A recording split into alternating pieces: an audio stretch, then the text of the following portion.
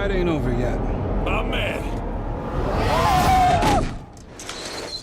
Here's to the decade of cinematic ambition that, with different execution, could have left a more significant legacy, but now feels like a laborious swim to the finish line.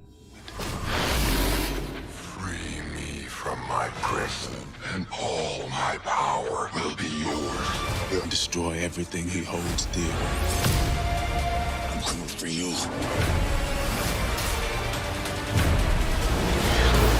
The trident's dark magic is spreading. He means to end the bloodline.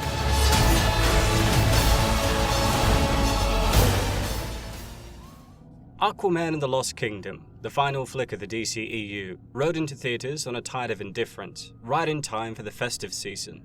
At the US box office, the film's opening weekend wasn't too great. It made just $38.1 million and got overshadowed by the color purple on Christmas Day.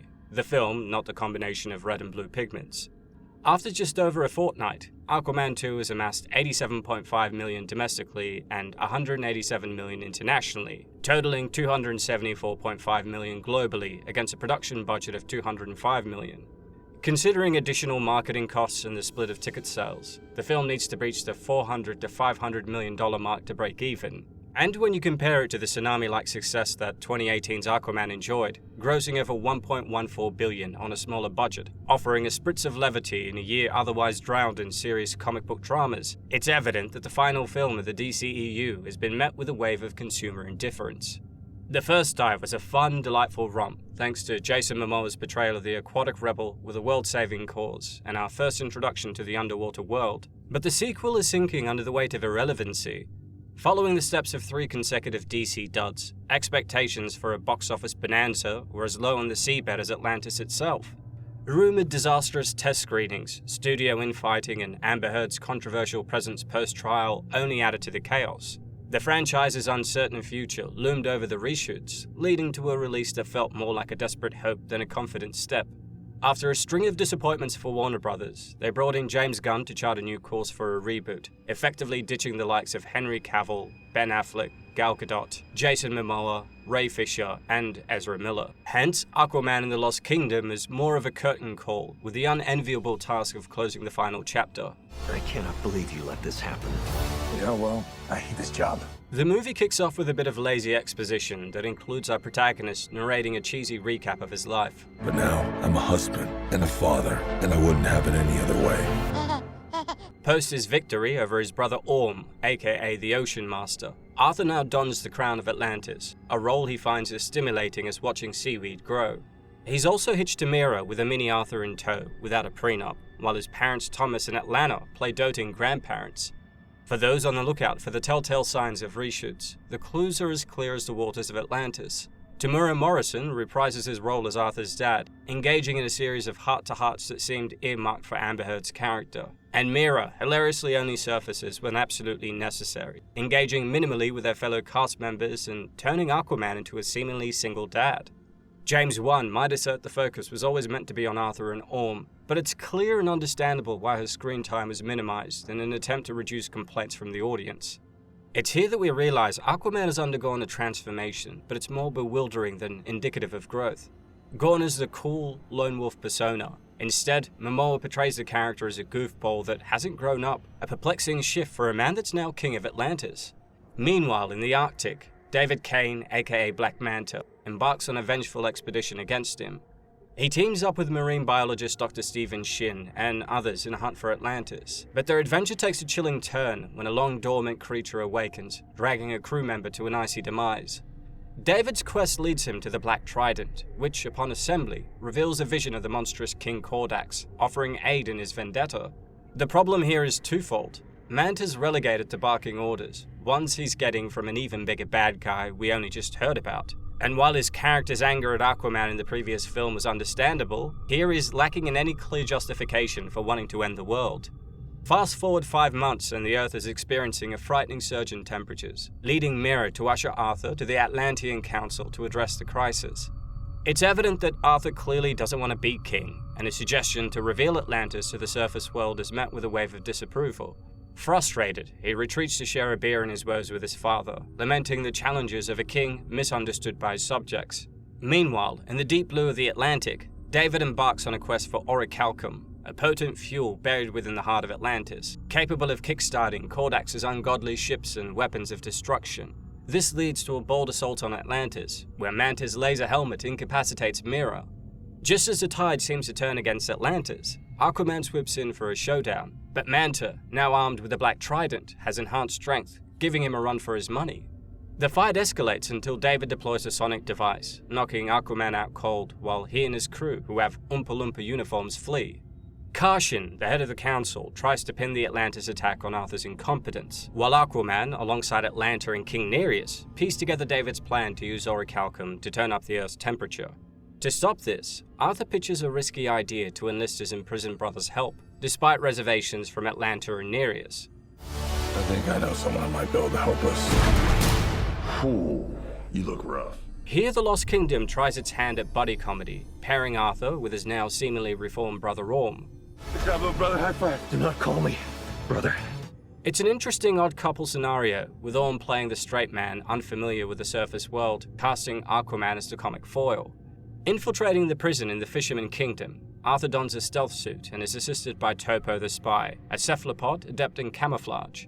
Orm, found emaciated and weakened, initially resents Arthur's rescue, but after a scuffle with the guards, the brothers escape and Orm is rejuvenated by the beach's waters. Their next stop is the sunken citadel, an underwater pirate haven, with the pair seeking out Kingfish for leads on David's whereabouts. When Kingfish clams up, a brawl breaks out and Arthur coerces the truth out of him using a water-draining helmet, learning of Manta's hideout in a dormant volcano called Devil's Deep. Meanwhile, Dr. Shin stumbles upon Black Manta having a mirror chat with the spectral Kordax.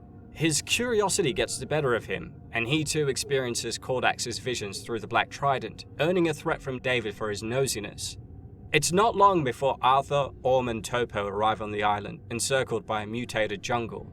Amidst their jungle jaunt, the brothers' bickering continues, but they eventually locate Manta's base, incapacitating some of his henchmen in the process. Enter Dr. Shin, seeking alliance with Arthur and Orm, disillusioned by David's madness. But before he can spill all the beans, David's henchman Stingray barges in, knocking him out cold. A chase ensues with Stingray at the helm of a tentacled robot, and while Arthur and Orm synergize to dismantle the mechanical monster, Manta steps into the fray. A heated battle follows, but before Manta can deal a fatal blow to Orm, Nereus and the Atlantean forces intervene, ravaging the base and causing Manta and his cronies to flee by employing the sonic pulse once again.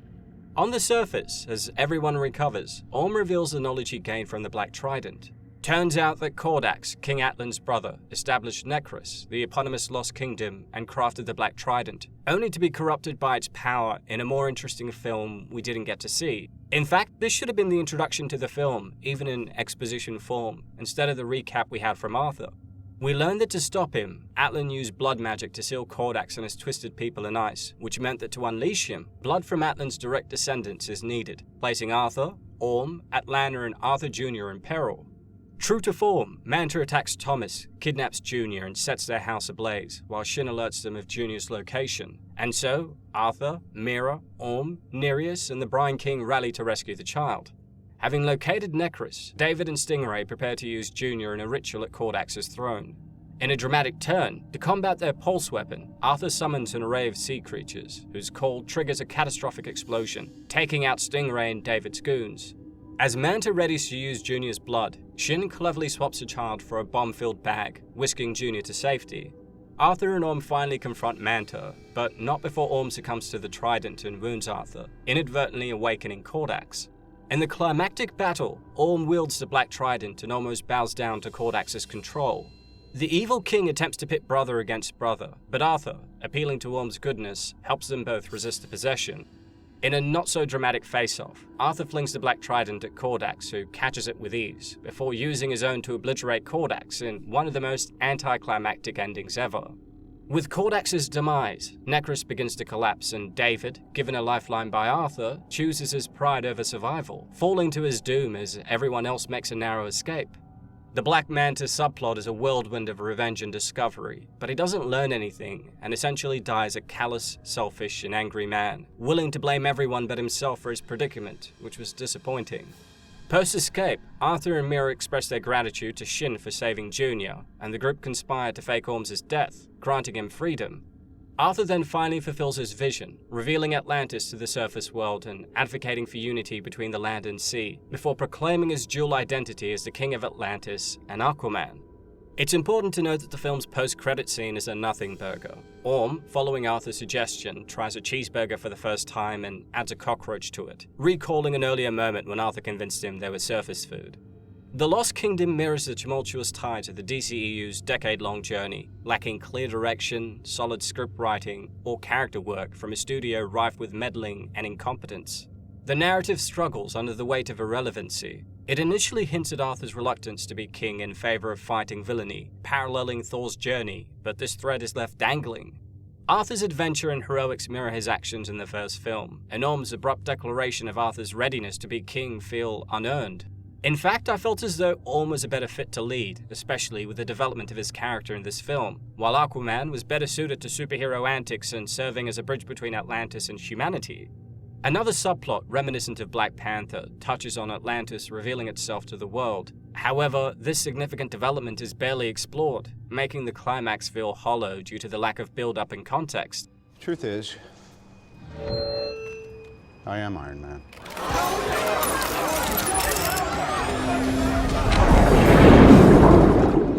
I also have to point out that the council initially shot down this idea, so to see him do it anyway makes me wonder how the power structures of Atlantis work.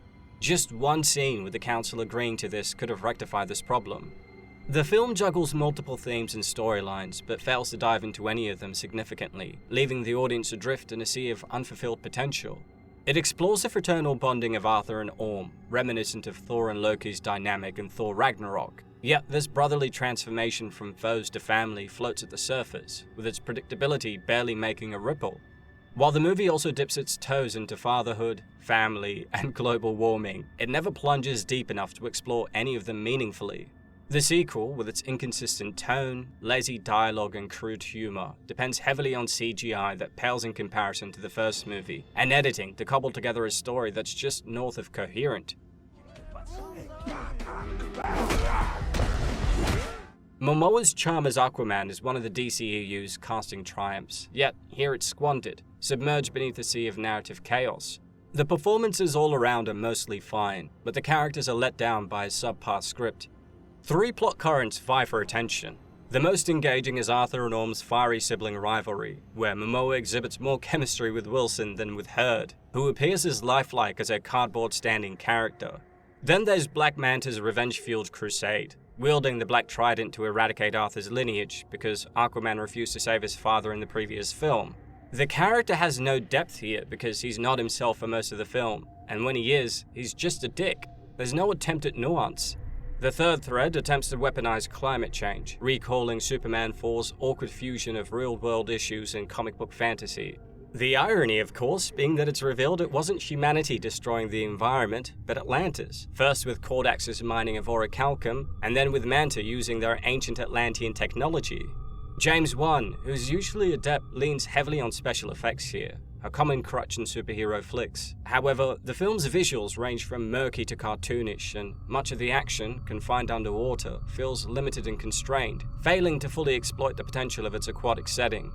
The sequel basically recycles elements from its predecessor with less finesse, and the film's execution is shaky. Sure, there are moments of fun, Topo steals some scenes, and amidst the action there are glimmers of creativity. Yet the film is bogged down by the all-too-familiar superhero movie trope, the endless supply of faceless villains with no clear motivation that overshadow the main characters.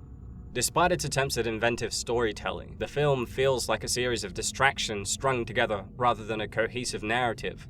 Its ultimate downfall might feel like superhero fatigue, or perhaps the knowledge that it marks the end of the DCEU as we know it, but I think that bad storytelling fatigue would be more apt. Rupert Gregson-Williams' score adds an epic backdrop, however, the lack of tension in the film renders it hollow. Predictability reigns supreme, allowing viewers to step away at any given time without missing a beat.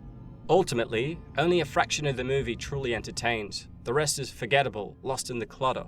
Orm's arrival injects some life into the story, and the brothers' teamwork against Manta is a highlight, but the low stakes, tonal clashes, and a lack of engagement leaves us with a feeling of indifference.